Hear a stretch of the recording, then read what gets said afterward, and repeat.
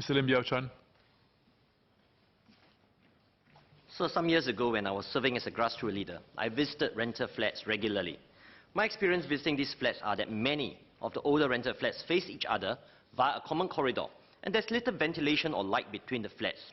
As a result, the entire area smelled musty, and the living environment is usually not pleasant due to the presence of hoarded items.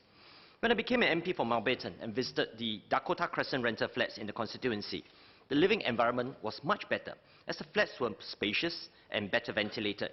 However, the building was almost 60 years old, and one can see the wear and tear on the building and the facilities.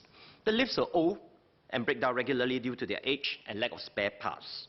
These lifts could not be upgraded due to the smaller size of the lift shaft, and any extra lift extension could not serve every floor because of the design of the building. Older rental flats usually result in hoarding by long-time residents, and the collected items will be placed in the common corridor. And sometimes there will be infestation of bed bugs, cockroaches, and other pests. I urge MND to consider plans to gradually upgrade the existing older rental flats to make the living environment better for the residents. As an example, the new rental flats at Cassia Crescent is better ventilated with more facilities in the building so that the residents can gather together outside their flats.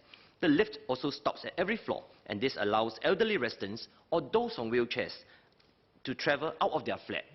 Can HDB consider doing an overall assessment of the needs of rental flat residents so that we can gradually upgrade the rental flats to better serve their needs? I was glad to hear SPS Sun Xueling speak yesterday about the setting up of the social service hub to offer services to the elderly. And this is important because some of the elderly who are illiterate need help to understand official letters from government agencies like HDB or Town Council. They need help to understand the SP services bill, and even police warnings about conmen cheating the elderly. They cannot understand the notices.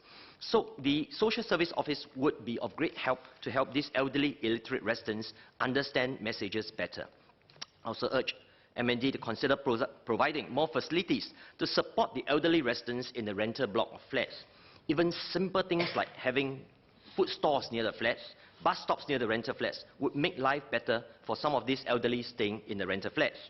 I was also delighted to hear of HDB's plans to help rental flat families own their own homes. For example, some of the residents at the rental flats at Dakota were offered the opportunity to buy their flats at Cassia Crescent. However, they did not take up the offer as they were concerned about buying a flat in a new and unfamiliar environment. Now, having stayed there for a while, they found that the flat is suitable for their needs and wished to buy over the rental flat. However, they were told by HDB that they could not do so. Why should this be the case? We should encourage all sitting rental flat residents to buy over their existing flats whenever they wish to do so, as we should promote home ownership among them. I urge HDB to have a more flexible scheme for rental flat residents to buy over their flats.